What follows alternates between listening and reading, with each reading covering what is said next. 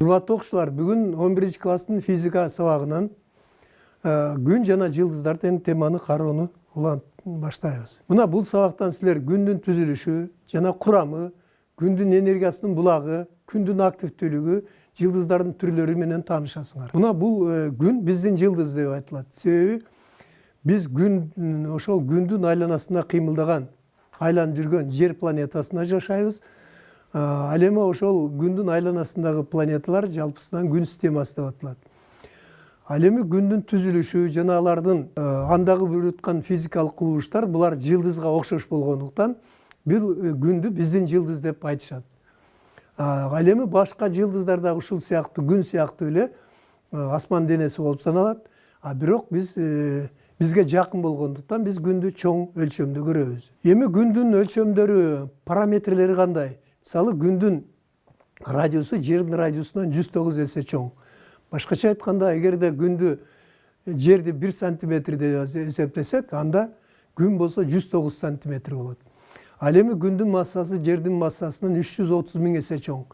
Эгерде муну салыштырып карап көрсөк, эгерде жер 1 килограмм болсо, күн 330 тонна деп. Ал эми күндүн тыгыздыгы 1,4 41 грамм сантиметр куб. Муну силер суунун тыгыздыгы менен салыштырып көргүлө. Суунун тыгыздыгы 1 грамм сантиметр куб. Ал эми жер планетасынын тыгыздыгы 5,5 сантиметр куб болот. Мына ушуга караганда күндүн жалпы орточо тыгыздыгы жердин тыгыздыгынан аз, бирок массасы өтө чоң, өлчөмү дагы өтө чоң экендигин билүүгө болот. Мына эми күндүн ички түзүлүшү кандай? Мына күндүн ички түзүлүшүн, анын массасына, андагы болуп аткан кубулуштардын негизинде анын ички түзүлүшү кандай экендиги аныкталган. Мисалы, жер планетасынын ички түзүлүшү толук изилденген. Себеби ал жердин борборун көздөй түрдүү электромагнит толкундарды жиберип, алардын чагылышы боюнча ар бир катмар канча тургандыгын, кандай калыңдыкта экендиги толук аныкталган. Мына ушул сыяктуу теориялардын салыштырууларынын негизинде күндүн ички түзүлүшү аныкталган. Күндүн борборунда ядросу бар. Бул ядрода температура өтө жогору, басым да чоң болот. Анын айланасында нурдануу аймагы деп аталат. Бул нурдануу аймагы ошол ядродогу бөлүнүп чыккан энергияны ошол нурдануу аймагы кийинки катмарларга берет. Андан кийинки катмар конвекция агымы. Бул конвекция деген кандайча? Мисалы, силер чайнектеги суу кайнап атканда, ал жерде көбүкчөлөр пайда болот. Ошол көбүкчөлөр улам жогору көтөрүлүп, кайра айланып төмөн түшүп турат. Себеби тыгыздыгы азайган көбүкчөлөр жогору көтөрүлөт дагы өзүнүн энергиясын, же болбосо жылуулугун бергенден кийин ал кайра төмөн түшүп айланып турат. Мына ушундай процесс, ушундай кубулуш күндүн катмарында да болуп турат. Мына ушул сыяктуу катмар, конвекция кубулушу жүрүп аткан катмарды бул конвекция аймагы деп аталышат. Ал эми анын күндүн бетинде беттик агымдар болуп турат. Бул беттик агымдарды ушул кайнаган суунун бетиндеги бөлүкчөлөрдү карасаңар, алар дагы айланып тургандыгын көрүнөт. Күндүн бети да ушул сыяктуу айланып турат. Ал эми күндүн бетинде атмосфера курчалып турат. Бул атмосфера фотосфера, хромосфера, тажы нурлары деп аталат. Булардын эми ар бирин өз алдынча токтолгондо дагы кайталайбыз. Эми күндүн курамы кандай? Анда температура кандай? Бул күндүн чыгарган нурларынын спектрдик анализдери боюнча күндүн курамынын 75% суутектен турат, 24% жакыны бул гелий, ал эми калган элементтер, калган заттар 1% түшөт. Булар кандайча аныкталат? Булардан чыккан нурлардын спектрлерин ажыратып, алардагы ызыктуу спектрлердин изилдөөнүн натыйжасында буларда кандай заттар тургандыгын аныктоого болот. Ал эми күндүн бетиндеги температура 5800 градус. Бул 5800 градус экендиги андан келген жарыктын энергиясы менен, ал жерде жанагы Винсдин жылышуу законунун жардамы менен анын бетинде температура канча экендигин аныктоого болот. Ал эми анын борборунда 15 миллион градусту түшөт. Ал эми борборунда тыгыздык бул абдан чоң, басым дагы өтө чоң болгу. Мисалы жердин бетиндеги атмосферанын басымы 100.000 паскаль болса, же болбосо 10'дун 3-чү даражасына, 5-чи даражасына жетсе, бул 10'дун 18-чи даражасына чейин жетип атат. Демек бул жерде басым өтө жогору экендигин көргөзүп турат. Эми мынча жылуулук энергия, мисалы миллиондогон градустарга температура кандайча жетип атат. Күндүн курамынын массасы өтө чоң болгондуктан ал гравитациялык кысылуунун натыйжасында борборунда температура жогорулай баштайт.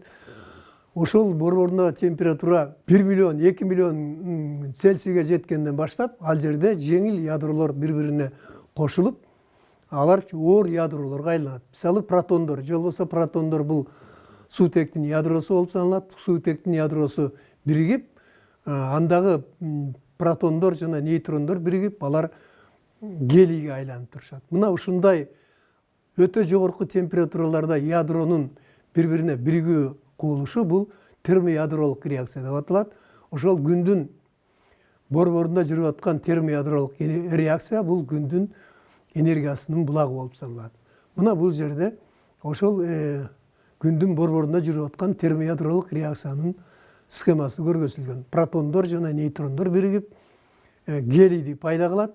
Ошентип бул жерде күндүн курамындагы суутек азайып, бара-бара гелий көбөйө баштайт. Эми бул күндүн атмосферасында жөнүндөгү маалыматтарды алсаңар болот. Күндүн бети бул 6000 градус деп айттык, же болбосо тагыраак 5800 градус Цельсий болот. Ал эми бул жерде температура күндүн бетиндеги кара тактар деп коет. Ал жердеги температура анын калган бетиндеги температурага караганда бир топ төмөнүрөөк болот. Ал эми гранулдар деген күндүн бетинде кандайдыр бир бүртүкчө сыяктуу бири-биринен бөлүнүп турган бөлүкчөлөр турат. Гранульдар деп аталат. Ал гранульдардын өлчөмдөрү 150ден 200 километрге чейин өзгөрүлүп турат. Ал эми күндүн бетинде кара тактар бар. Бул кара тактардын өлчөмдөрү 100.000 километрден 200.000 километрге чейин өзгөрүлөт. Демек, бул кара тактардын өлчөмдөрү өтө жогору болот. Ал эми кара тактардын температурасы 4200 градуска чейин төмөндөп турат. Башка бетиндеги температуранын 6000 Кельвин десек, Цельсий десек, ал эми кара тактарда температура төмөндөп калат. Эми күндүн атмосферасынын дагы бир катмары бул хромосфера. Хромосфера деген бул хромос түс деген грек тилинен алынган. Хромосферанын температурасы 5000 градустун тегерегинде болот. Андан тышкары ал жерде хромосферадан чыгып турган протуберанцтар деген. Бул протуберанц деген жана от жалындап күйүп атканда ошондон жалын сыяктуу бир кандайдыр бир бөлүктөр ажырап чыгып турат. Бул ушул протуберанцтар деп аталат. Мына күн менен тиги жыгач отун жалбыртап күйүп аткандагы ошо менен салыштырсаңар болот. Ошол жердеги чыгып аткан жалын бул ошол күндөн чыгып аткан жалын катары эсептейт, же болбосо аны астрономияда протуберанцтар деп атайт. Эми күндүн бетинде айланып турат. Бул күндүн бетинде айланып турганын кандайча аныкталган? 1610-жылы италиялык окумуштуу Галилео Галилей биринчи телескопту караган мезгилдерде өзүнүн астрономиялык байкоолордо күндүн бетинде кара тактар бар экендигин байкаган. Узак убакыттар бою байкоодон кийин ошол кара тактар күндүн бетинде жылып, башкача айтканда айланып тургандыгын көргөн. Мына бул жерде күндүн бетиндеги ошол кара тактардын жылышуусуна жараша анын айланып аткандыгын көрүүгө болот. Эми айланып атканда ал жерде бардык күндүн бетиндеги катмарлар бардык жерде бирдей айланбайт. Экватордо чоң ылдамдык менен айланат. Мисалы 27 суткада бир айланып чыгат. Ал эми улам экваторго жакындаган сайын анын ылдамдыгы улам азайып отурат. Демек, экватордо чоң ылдамдык менен айланат дагы, ал эми уюлдарда жайыраак айланат. Демек, бул күндүн өз огунда дагы айлануу процесси бар болот. Эми күндүн бетинде күн тутулган мезгилдерде анын күн тутулду дегенибиз күндүн бет дискасын, айдын дискасы жаап калат. Ошол мезгилде алардан чыгып аткан жанагы күндүн таажысын мына ошол мезгилде көрүүгө болот. Куралданбаган көз менен көрсө да болот. Бирок ошол куралданбаган көз менен караганда ошол жерде чыгып аткан таажысы кандайдыр бир мезгилдерде өзгөрүлүп турат. Бул күндүн активдүүлүгүнүн өтө жогору болгон мезгилдерде тегиз болуп, ал эми активдүүлүгү төмөн болгон кезде аларды кыска же болбосо сейрегирээк тажыны байкайбыз. Мына биз күндүн бетинде кара тактар бар дедик. Ушул кара тактар булар өлчөмдөрү боюнча ар кандай болот. Алар бирде көбөйүп, бирде азайып турат.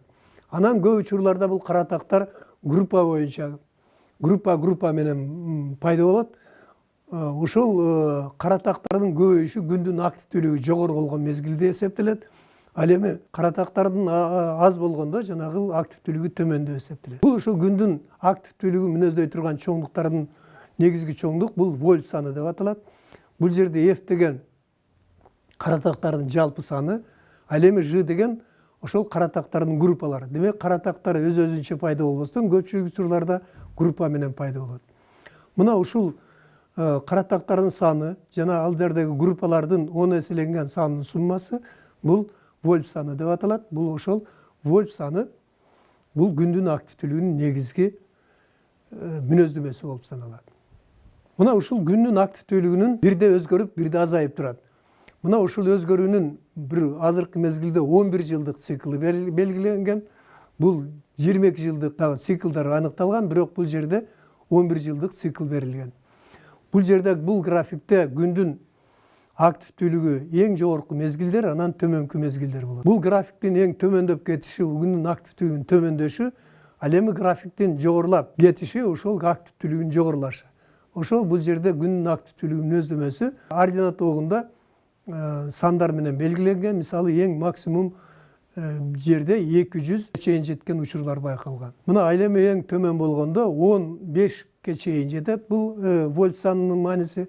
Ошого жараша күндүн активдүүлүгү ар кандай деңгээлде өзгөрүлүп турат. Мына мисалы күндүн активдүүлүгү өтө төмөн болгон мезгилдер булар 1800-жылдардан 1810 жылга чейин байкалган. Ушул мезгилдерде күндүн активдүүлүгү өтө төмөн болуп, ошол кезде Европада өтө суук мезгилдер байкалган. Ал эми ушул күндүн активдүүлүгүнүн эң жогорку болгон мезгил бул 1957-жылы белгиленген. Мына ошол жерде күндүн активдүүлүгүнүн вольт саны 190га чейин жеткен. Мына ушул бардык жылдардагы күндүн активдүүлүгүнүн өтө жогору болгон бул мезгилдерде физик окумуштуулар атмосферадагы болуп аткан кубулуштарды күндүн активдүүлүгүнө байланыштары боюнча көп изилдөөлөр жүргүзүлгөн. Ошон үчүн бул жыл 1957 жыл дүйнөлүк геофизикалык жыл деп аталган. Мына ушинтип бул жердин бетиндеги процесстердин же болбосо аба ырайынын өзгөрүү системасы ушул 11 жылдык циклга тыгыз байланышкандыгын байкоого болот. Эми күндүн бетинде болуп аткан ар кандай кубулуштар, алардын чыккан күн шамалы деп аталган зарядталган бөлүкчөлөрдүн күчтүү агымдары пайда болот. Ошол зарядталган бөлүкчөлөрдүн күчтүү агымдары жердинге жакындап келген мезгилдерде жердин магнит талаасы өзгөрүлөт. Ошол жердин магнит талаасынын кескин өзгөрүп кеткен кубулуштар бул магниттик борон деп аталат. Бул магниттик борон адамдардын ден соолугуна, жаныбарларга жана өсүмдүктөрдүн жашоосуна кандайдыр бир таасирин берип, өзгөрүүлөрдү пайда кылат. Ошон үчүн азыркы кезде күндөгү болуп аткан процесстерди, андагы жана активдүүлүгүн өтө тыкаттык менен изилдешип, анан кийин ал эгерде күндөн келаткан зарядталган бөлүкчөлөрдүн качан жерге таасир берерин, магниттик борон качан болору аныкталып, билдирилип турат азыркы мезгилде. Демек күндүн жердеги тирикчиликке чоң таасир берет, аба ырайын өзгөртөт, адамдардын ден соолугуна таасир этет, жаныбарлардын жана өсүмдүктөрдүн жашоосуна дагы күчтүү таасир берет. Мына ушул мисалы өсүмдүктөрдүн өсүшүнө берилген таасири, мисалы көп жылдык жашаган дарактарды, мисалы карагайларды кескенде аларда пайда шакекчелер пайда болот. Ошол шакекчелер бирде жоон, бирде ичке болот. Ошол жоон болгон мезгилдерде, шакекчелердин жоондугу чоң болгон мезгилдер бул күндүн активдүүлүгү жогору болгон мезгилдерге туура келет. Ошондой эле жаныбарлардын жашоосунда кээ бир жылдарда кээ бир жаныбарлардын көбөйүүсү же болбосо төрөлүүсү дагы ушул кандайдыр бир күндүн активдүүлүгүнө жараша өзгөрүлүп тура тургандыгы азыркы мезгилде биофизиктер аныкталып атат. Ошондой эле булардын адамдын ден соолугуна дагы чоң таасир этет дедик. Аларда магнит талаасы өзгөрүлүп, ошол магнит талаасынын өзгөрүүсүнүн натыйжасында адамдардын ден соолугуна көбүнчө психикалык жана жүрөк кан тамыр ооруларында адамдарга өтө күчтүү таасир берет. Эми жылдыздарга күн дагы ошол жылдыздардын бири деп айттык. Эми ушул жылдыздарга чейинки аралыкты аныкташ үчүн мына бул эң байыркы эле математикалык жол менен бурчтуу ченөнүн жардамы менен аныкталат. Мына бул жерде кайсы бир жылдызды мезгилде ошол көрүнгөн бурчту так координатасын так ченеп туруп, жарым жыл өткөндөн кийин кайра ченегенде ал жерде кандайдыр бир бурч өзгөрүлүп калгандыгын байкоого болот. Бул бурчту ченөөнүн жардамы менен ошол жылдызга чейинки аралыкты аныкташат. Мисалы, бул жылдыздарга чейинки аралык парсек деген бирдик менен берилет. Бул парсек деген жер ошол жылдыздан караганда жердин чоң жарымогу көрүнгөн бурч. Же болбосо 1 парсек деген эгерде ошол бурч 1 секундага барабар болсо, анда ал 1 парсек деп аталат. Мисалы, эң жакын жылдыз бул Центавр топ жылдызындагы, бул Центавр топ жылдызын кыргыздар Тоотай деп аташат. Бунун альфасы Проксима деген жылдыз бар. Ал ушул жылдыздын эң жакын жылдыздынга чейинки аралык 0,75 парсек. Башкача айтканда 1 секундага жетпеген бурчка ээ болуп турат. Ал эми буга чейинки эгерде бул аралыкты жарык жылы менен туюндурсак, 4,3 жарык жылга барабар болот. Эми бул жылдыздардын көпчүлүгү ал жаркырактыгы, бири-бирине берилген энергиясы менен айырбаланып турат. Мисалы, күндүн жарык берүүчүлүгү бул 3,86 көбөйтүү 10-26 даражасындагы ватт. Бул күндүн чыгарган толук энергиясы. Муну кантип аныкташкан? Күндүн нурунун 1 метр квадрат аянтка келген энергиясын ченеп, анан ошол жерден күнгө чейинки аралыкка ээ болгон сферанын бетинин аянтына көбөйткөндө, ошондо жалпы күндүн энергиясы чыгат. Ал эми ушул жылдыздардын жана күндүн жаркырактыгын мүнөздөгөн күндүн абсолюттук жылдыздык чоңдугу деп аталган. Бул жылдыздык чоңдук, күндүн жылдыздык чоңдугу 4,72ге барабар. Эми бул өзүнүн жарык берүүчүлүгү, абсолюттук жылдыздык чоңдугу боюнча күн ошол жылдыздардын ичинде орточо мааниге болгон жылдыздар болуп саналат. Бул жылдыздар гиганттар, өтө гиганттар болуп эсептелет. Гиганттар деген өлчөмдөрү чоң жылдыздар. Ал эми кызыл гиганттардын температурасы 3000 градустун айланасында болот. Карлик деген жылдыздар, булар өлчөмдөрү кичинекей жылдыздар. Ошол күн ошол жылдыздардын ичинен карликтердин арасына кирет. Мына бул жерде күндүн башка жылдыздарга салыштырмалуу өлчөмү көргөзүлгөн. Мына бул жакта карлик жылдыздардын ичинен Вольф жылдызынын сүрөтү көргөзүлгөн. Ал күнгө караганда кичинекендиги көрүнүп турат. Ал эми гигант жылдыздардын ичинен өтө белгилүү болгон кызыл гигант Бетельгейзе. Демек, Бетельгейзеге караганда күн өзү кичинекей экендиги көрүнүп турат. Эми ушул жылдыздардын параметрлерин аныкташ үчүн аларды чыгарган температурасына, спектрлерине жана жарык берүүчүлүгүнө атайын бир таблицага киргизилген. Бул диаграмма Герцшпрунг-Рассель диаграммасы деп аталат.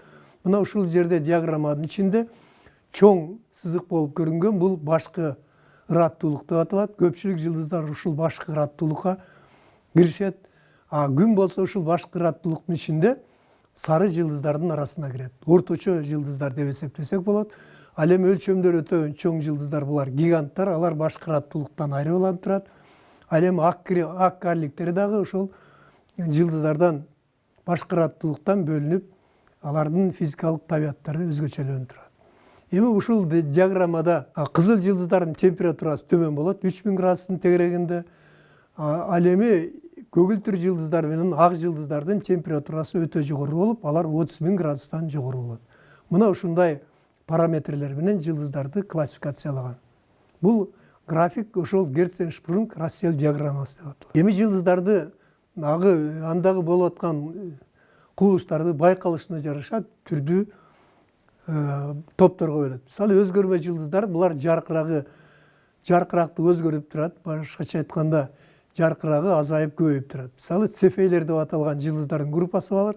Алардын өзгөрүү мезгили 5-7 саатка чейин өзгөрүлүп турат. Кээ бир жылдыздарда бир нече жылдар менен эсептелгендер бар.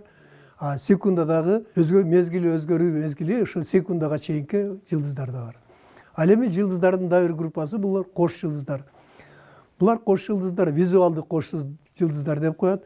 Булар визуалдык деген себеби асман сферасына караганда жылдыздар жакын көрүнөт, а чындыгында алардын ортосунда аралыктар өтө чоң. Бири жакын, бири алыс, бирок бизге көрүнгөндө алар жакындай болуп көрүнөт. Ал эми физикалык кош жылдыздар булар бири-бирине жакын жайгашкан жылдыздар. Алар жакын болгондуктан алар бири-бирине гравитациялык күчтүн аракетинде бири экинчиси айланып турат. Ошондой эле айрым учурларда өтө жакын, тыгыз жакын жайгашкан жылдыздар алар формасын өзгөрүп, айрым учурларда жылдыздар бири-бирине биригип кеткен фактылар дагы катталган. Эми ушул жылдыздар дайыма бир калыпта турбай, алар узак жылдарда өзгөрүлүп турат. Мына ошол жылдыздардын өзгөрүшүн бул жылдыздардын эволюциясы деп айтсак болот. Жылдыздары өтө жаңы жылдыздар деп, бул жылдыздардын жарылуусунан пайда болгон болот дагы. Ошол жылдыздар жарылганда алардан чыккан заттар, мисалы газдар, чаңдар, булар тумандарды пайда кылат. Ошол тумандагы чаңдар жана бөлүкчөлөр кайрадан бириге башташып, алар өлчөмдөрү кичине баштайт. Булар прото жылдыздар деп аталат. Булар жылдыз сыяктуу, а бирок али жылдыз боло элек. Булардын борборунда термоядролук реакция али жүрө элек мезгил болот. Мына ошол жылдар өтүп, миңдеген жылдар, миллиондогон жылдар өтүп, алар кадимки жылдыздарга айланышат. Эми урматтуу окуучулар, өзүңөрдүн ушул алган билимиңерди дагы тереңдетиш үчүн силер ошол асман кубулуштарына байкоо жүргүзүп, алар жөнүндө ойлонуп, ар түрдүү маалыматтарды топтосоңор болот. Мисалы, силерге эң жөнөкөй байкоо жүргүзө турган күн чыгып жана батып бараткан мезгилдеги күндүн кызарып жана өлчөмү чоң болуп кеткенин байкайсыңар. Ал эми көтөрүлүп, мисалы, чак түшкө жакындаганда анын өлчөмү кичирейип, агыш тарта баштайт. Мунун себебин түшүндүрүүгө аракет кылгыла. Ошондой эле бизге жакшы көрүнгөн топ жылдыздардын ичинен чоң жеткен жылдызы бар. Аны биз көп учурларда чөмүчтүн сабы деп айтабыз. Ошол чөмүчтүн сабынын ортосунда эки кош жылдыз бар. Мына ошол эки жылдызды көрүүгө аракеттин кыла. Эгерде силердин мүмкүнчүлүгүңөр бар болсо, ошол жылдыздарды сүрөткө тартып, анан кийин аны жөнүндө маалыматтарды бири-бириңер менен алмашып турсаңар болот. Анда эмесе, кымбаттуу окуучулар, бүгүнкү физика сабагынан көрсөтүүбүздү аяктадык. Саламатта калгыла.